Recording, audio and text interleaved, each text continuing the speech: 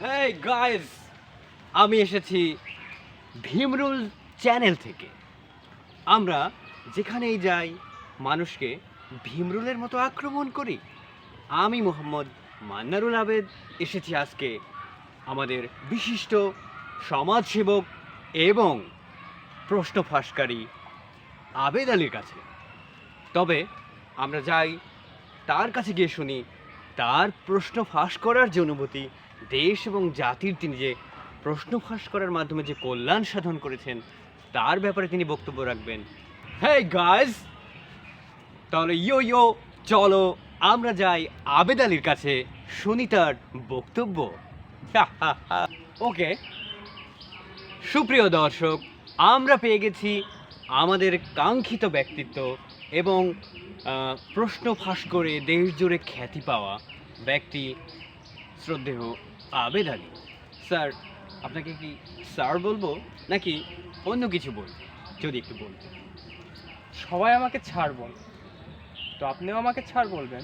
ঠিক আছে, ওনার ব্যক্তিত্বে কিন্তু আঘাত লাগতে পারে, তাই ওনাকে স্যার সম্বোধন করছি।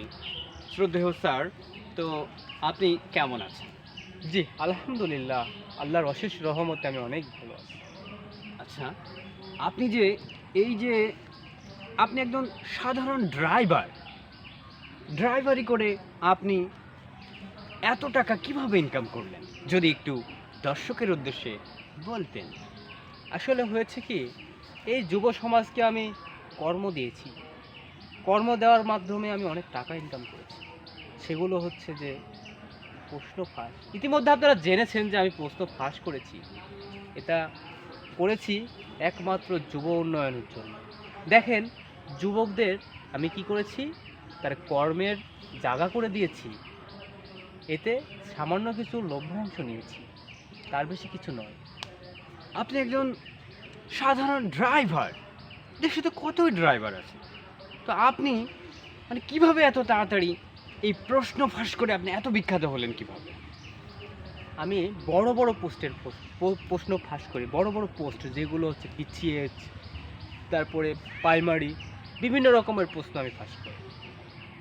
আচ্ছা, আপনি কি প্রশ্ন ফাঁস করে লজ্জিত না গর্বিত? না, এটা লজ্জার বিষয় তো কিছু না, এটা গর্বিতর বিষয় যে আমি কত লোককে, তার ফ্যামিলিকে আমি উদ্ধার করছি, তাদের চাকরি দিচ্ছি, তাদের ফ্যামিলিদের মানে অন্ন দেওয়ার মতো একটা কাজ করে দিচ্ছি। এত সুন্দর কাজ যদি আপনি অন্যায় ভাবেন, এটা তো কখনোই মানার কোনো আসে না তো। ফ্যান্টাস্টিক অ্যান্সার দর্শক, আসলেই তো উনি গরিব লোকদেরকে চাকরি দিচ্ছে, এটা একটি বড় ব্যাপার। আচ্ছা স্যার, আরেকটি আমার প্রশ্ন ছিল। হ্যাঁ বলেন। যে স্যার, আমরা দেখতে পাচ্ছি আপনার হাতে একটি তসবি, এবং আপনি আসলে কি করছেন আমাদেরকে একটু বলবেন প্লিজ? তসবি দিয়ে কি করে মানুষ? আল্লাহ জিকির করছি, জিকির ছাড়া তো তসবি দিয়ে কিছু করে না। আমি আল্লাহর খাস বান্দা, সবসময় আল্লাহকে স্মরণ করি। সুবহানাল্লাহ।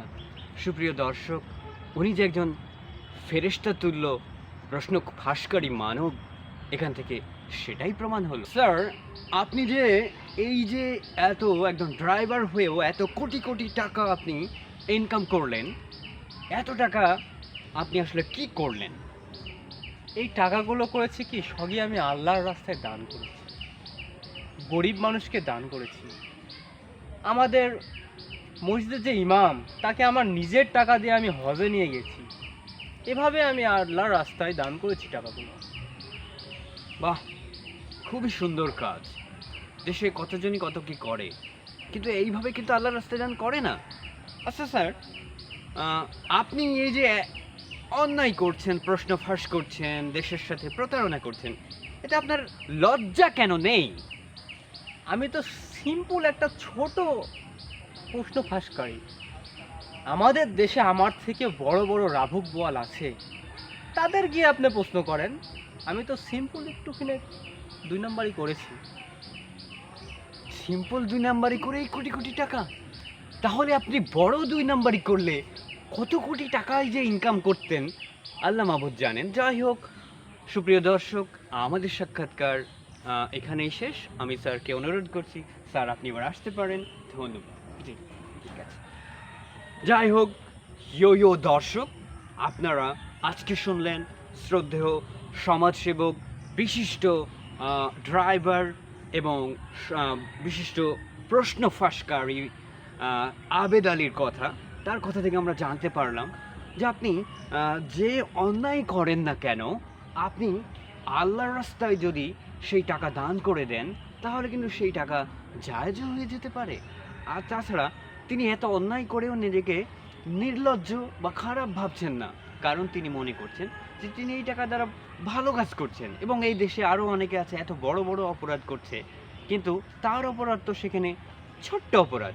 তো যাক, আমাদের ভীমরুল চ্যানেল থেকে আবিদ আলীকে আক্রমণ করা এখানেই শেষ। ধন্যবাদ, টাটা, বাই বাই।